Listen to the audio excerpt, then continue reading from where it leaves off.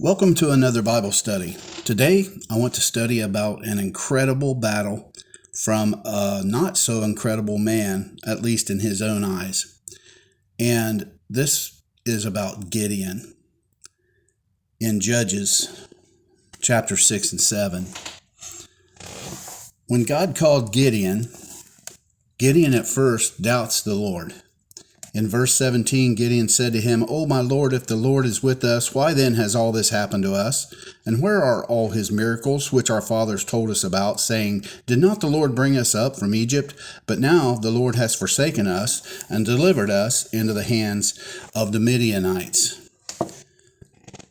God had really not forsaken Israel. Israel had forsaken God. They were in a cycle of disobeying him and being taken over by many of the surrounding nations when they were a young country. In verse 15, Gideon makes excuses. He says, "Oh, my Lord, how can I save Israel? Indeed, my clan is the weakest in Manasseh, and I am the least in my father's house."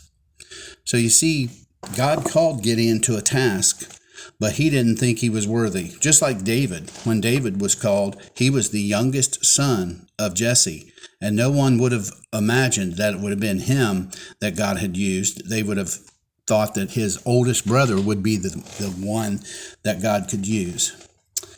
And next, Gideon is given a task that will make him very unpopular.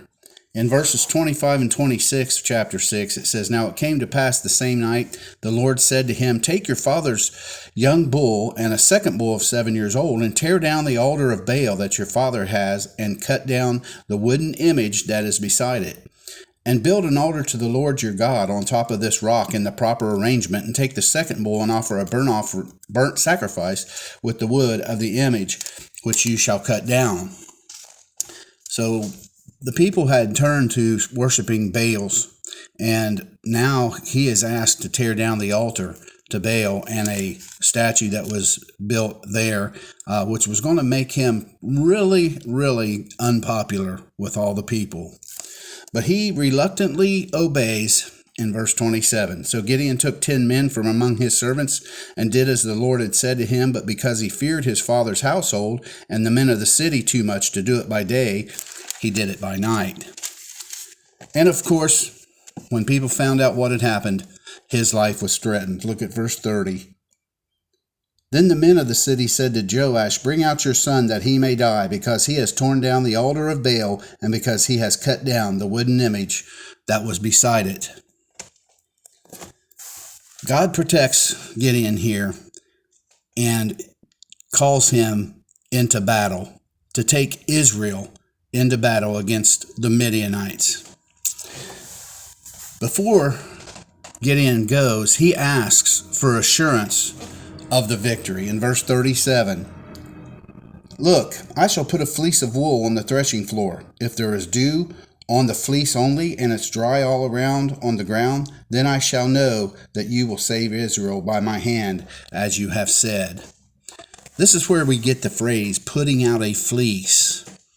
And a lot of times people will do that when they're questioning if the Lord is really calling them to do something or not. Not only does he do it once, he asks for double assurance in verse 39.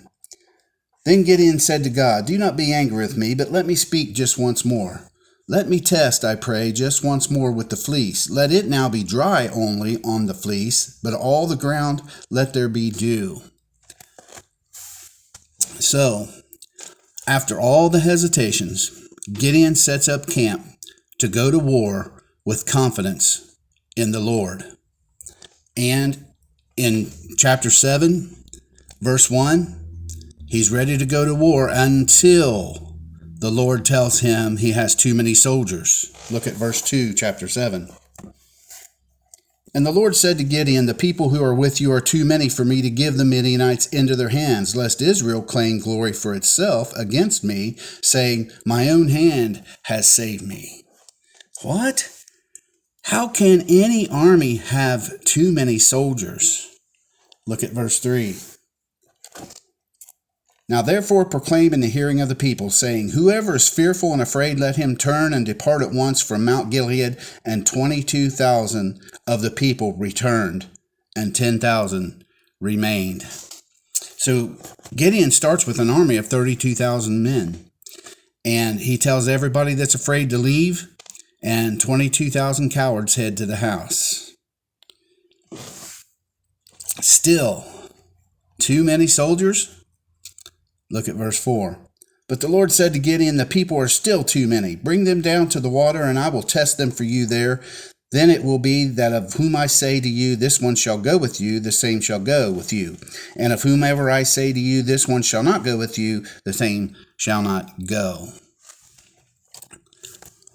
So the Lord whittles down Gideon's army from 10,000 to 300 men. Look at verse 7. Then the Lord said to Gideon, By the 300 men who lapped, I will save you, and deliver the Midianites into your hand. Let all the other people go, every man to his place. I'm sure Gideon would have liked to win into battle with 32,000. But God said, if you do, the people are going to think it's them that won the war and not me. So he whittles down Gideon's army to 300 men. Reluctant Gideon would still like to have proof of assured victory. Look at verses 9 through 14. It happened on the same night that the Lord said to him, Arise, go down against the camp, for I have delivered it into your hand. But if you're afraid to go down to the camp with Purah, your servant, and you shall hear what they say, and afterward your hands shall be strengthened to go down against the camp. Then he went down with Purah his servant to the outpost of the armed men who were in the camp.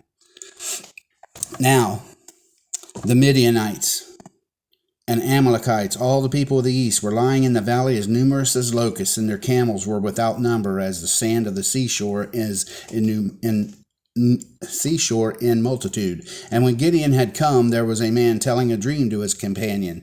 He said, I have had a dream. To my surprise, a loaf of barley bread tumbled into the camp of Midian. It came to a tent and struck it so that it fell and overturned, and the tent collapsed. Then his companion answered and said, This is nothing else but the sword of Gideon and the son of Joash, a man of Israel, and to his hand God has delivered Midian and the whole camp.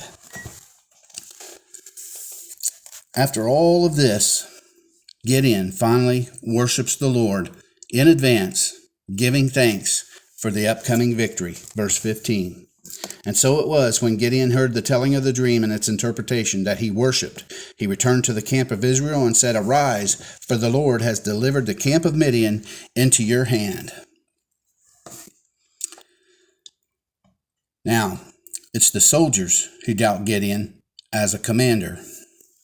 Really? A trumpet and a pitcher with a light inside? What kind of weapons are these?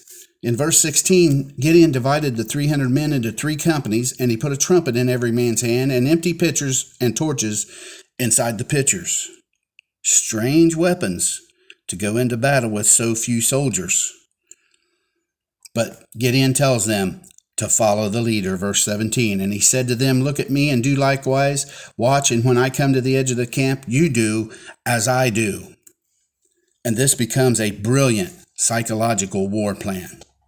The enemy had no idea how many soldiers were behind the 3 groups of 100, and being supposedly outnumbered, they began killing each other, starting at verse 19. Chapter 7, reading to 22. So Gideon and the 100 men who were with him came to the outpost of the camp at the beginning of the middle watch, just as they had posted the watch, and they blew the trumpets and broke the pitchers that were in their hands. Then the 3 companies blew the trumpets and broke the pitchers. They held the torches in their left hands and the trumpets in their right hands for blowing, and they cried, The sword of the Lord and of Gideon! And every man stood in his place all around the camp, and the whole army ran and cried out and fled. When the 300 blew the trumpets, the Lord set every man's sword against his companion throughout the whole camp, and the army fled to Beth Acacia towards Zerara, as far as the border of Abel Mahola by Tabbath. So, a very difficult battle won by just 300 men. These soldiers of the Midianites and Amalekites were as numerable as grasshoppers. The soldiers thought they were well outnumbered. But when you are in God's will, when you are heeding to his word and obeying his word, no matter what it seems like to you that he asks you to do, you are never outnumbered. You see, just earlier in the prior book, the book of Joshua, the men went to fight Ai after they had tremendously won a victory at Jericho. They went up against the little town of Ai, and they said, let's just take a few soldiers. That's just a small town. We can take it. But they weren't in the will of God, because Achan had taken of the spoils of Jericho where he was not supposed to, and there was sin in their camp, and they were seriously defeated.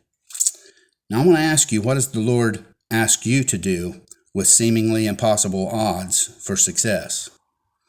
Remember, you're never outnumbered when the Lord is on your side, because in 1 John 4:4b, greater is he who is in you than he who is in the world.